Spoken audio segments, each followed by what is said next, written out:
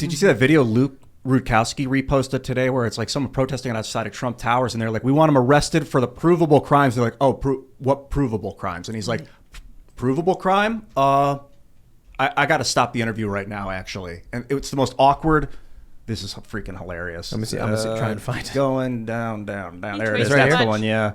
This is really funny. Wait. I always got to fix the audio. Always the audio. I always got to make sure the audio is going to the people who are actually watching the show. I don't know what the context... Is this unprecedented to arrest a former president for not turning in documents? A former president that had committed this many provable criminal acts. But what are the provable criminal acts, I guess? Oh dear. Provable criminal acts. Well, I'm done talking. Is this unprecedented? I'm done. Can I just say, on the left, I've had people do that, wave at me like, I'm done, we're done. It's like, where did that come from? When did that become a thing? You could just say, I'm done. There's these mind viruses around. You'll hear people talking, right? And they'll say right after they say something, as if they're asking you if what they're saying is correct. Wow. It's like a cult. It's like a tribal cult recognition thing, like upspeak. Right. I hear Rogan talking about it sometimes. I just did it. Yeah. And sometimes if you ask someone something and then you make the statement, right? Like you're really asking, am I right? That's a different thing. When you're just doing it to get people to agree with you, it's this weird insecurity thing. It started in like the last 2 years. Watch for it. It's amazing. I want to play the game with this guy in this interview. I want to play too. So Trump's provable crimes. I don't think there are any. They're not. I can criticize him for because during his administration, the State Department was advertising his golf resorts or his resorts, and he did try to have, I believe, the G7 at Trump Durrell. Those were like things I was like, hey, whoa, man, you know. And then he backed away and he was like, well, I think I should do it. But crimes, spare me. The quid pro quo with Ukraine. Let's play a game. Should Joe Biden be arrested for his provable crimes? Okay, well, I want to be sincere and get the nuance and the context correct. So I should say there should be an investigation into Joe Biden based on probable cause available to the public. Notably, that I believe it was the Council on Foreign Relations meeting. He was speaking publicly and stated that he engaged in a quid pro quo with Ukraine. Something that we were told was illegal. So considering he admitted that he said to the president of Ukraine, if you don't fire the prosecutor, you're not getting $1 billion. Okay, right there, impeached and or charged criminally. And that extends way to a whole bunch of other issues, like Hunter Biden was on the board of Burisma. Yeah. Is this absolute malfeasance where it wasn't just a quid pro quo, it was him protecting his son's business interests. But then, of course, his son and he shared emails and a phone number. Yeah. And Joe Biden told the American people that he didn't know anything about his son's business dealings. And then we learned that actually there's a bunch of photos of him with his son's business partners, and they actually do know each other. And that Hunter Biden was flown on Air Force Two to China to negotiate a private equity deal. Oh boy, the list goes on. All of these things that have not yet been investigated that we need to know about. And then the best part, Joe Biden engages in a quid pro quo with Ukraine, his son on the board of Burisma, and he says you got to fire the prosecutor. And now as president, he is giving them billions of dollars. Yep. Doesn't that sound a little weird to anybody? So if I was standing there and I was like, we got to arrest a sitting president, and someone said, what crimes did he commit? I'd be like, oh boy.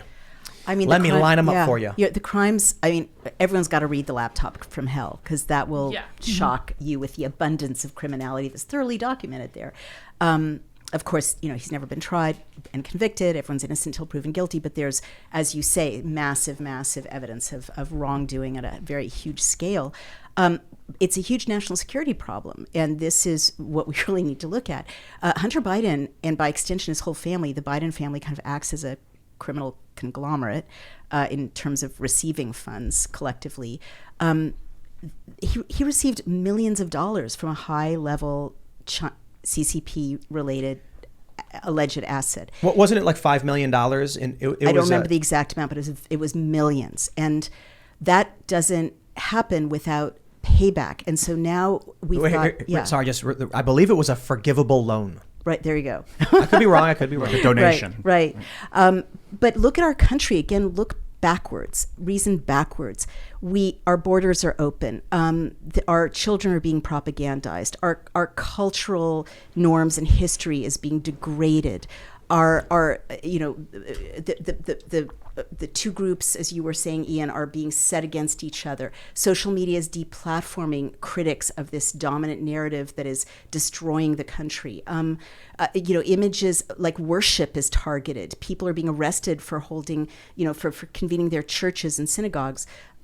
So the CCP has a huge role in all of this, and this is how they crush societies. This is in their playbook.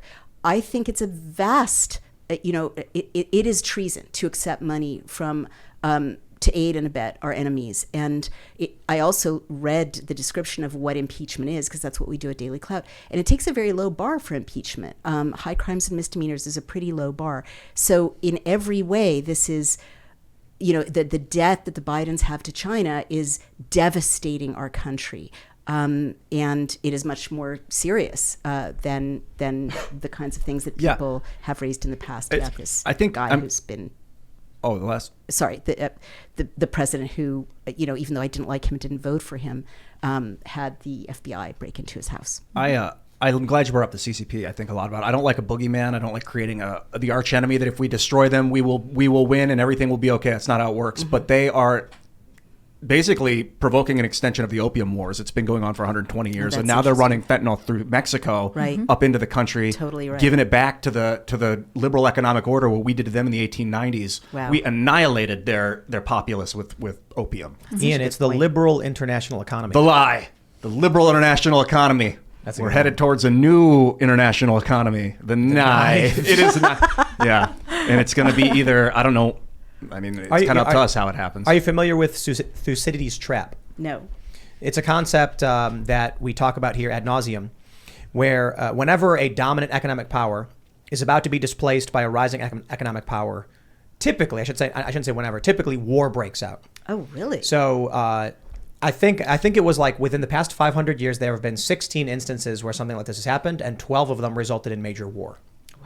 So the argument is that there are powerful interests in the United States trying to prevent war between the U.S. and China by crippling the United States and watching it collapse before a war can break out. So the idea is if two powers reach a similar level and they start competing for who's going to dominate, they eventually just destabilize them. But if the dominant power is being hacked away at the base and then it just falls over, no war. And told, look at Russia. Russia's bad. They're really bad. Yep. Let's pay more attention to that. That Russia propaganda was freakish in 2015 when it started. That's such a good example of how the people we know, and I'm going to say me too, got sucked into untruths. I believed that Trump was a Russian asset because I read the New York Times and I watched CNN.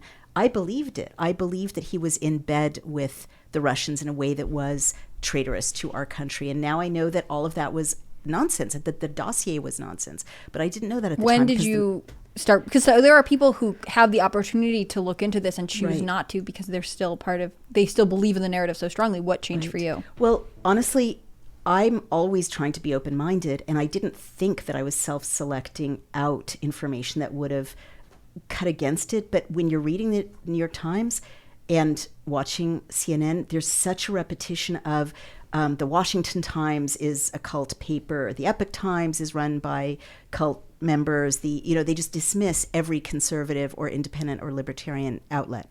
And so I was lucky. I married a libertarian, and libertarianism saves lives. Who knew? No, but I got exposed to where the lies were, and other sources of information. And then I met a lot of the people producing the Epoch Times or producing these other news sources. And they're very credible journalists. I think libertarians and conservatives right now are doing, and you guys, people like you, are doing some of the only credible journalism remaining in America. But I guess that's just to say I thoroughly believed the lie that Trump was a Russian asset. What was the moment that it changed? That is a good question. Well, I think that the legacy media had to recently, like a few months ago, step back. I don't remember the evidence that emerged, but they stepped back and said, oh, sorry, that was a lie. And the dossier wasn't true either. Whoopsie. Yeah.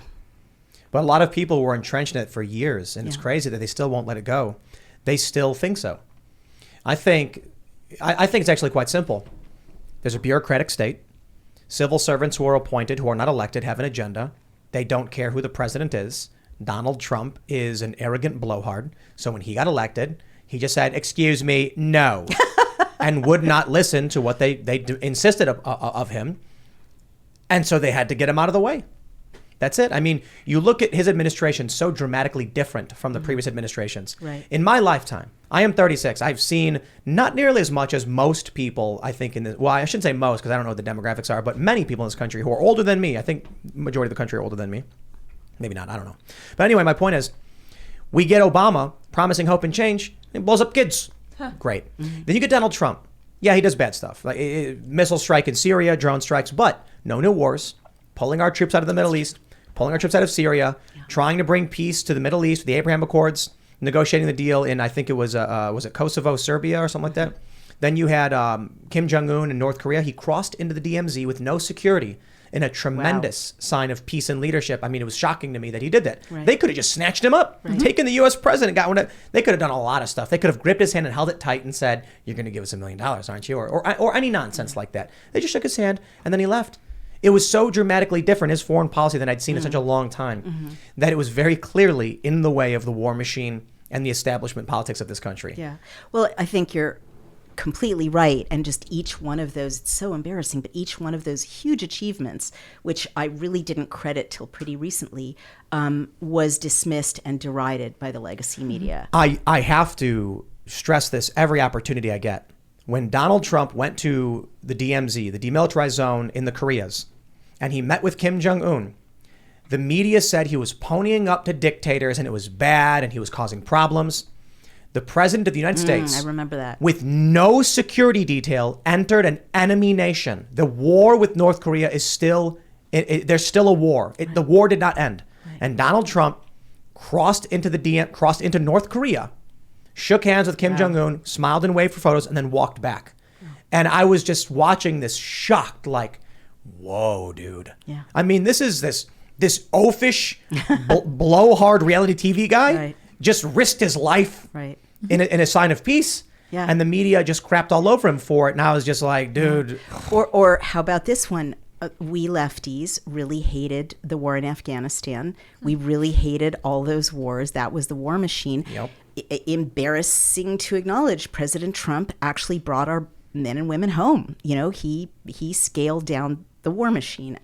No one gave him credit for that on our side of it. I guess what I would say for the record, though, is as a survivor of sexual assault, the way he spoke about women was catastrophic, and I could not bring myself to vote for someone who was so dismissive about sexual abuse. It's that simple. Maybe that was short-sighted of me, but I kind of shouldn't have to. He should have had advisors saying, look, just apologize, talk about it compassionately, say you've learned whatever, say you will try harder in the future to not be, horribly abusive or describe women in horribly abusive ways or describe sexual assault. This is when he said, this is when he was like, when you're famous, they let you, Yeah, but even his apology afterwards was very, very dismissive. And I think that was a very painful moment for, the 33% of women who've been sexually abused before they were 18 and the 17% of men. And it was so hard for me personally to get over that. This is what I think a lot of the really diehard Trump supporters need to pay attention to. I agree.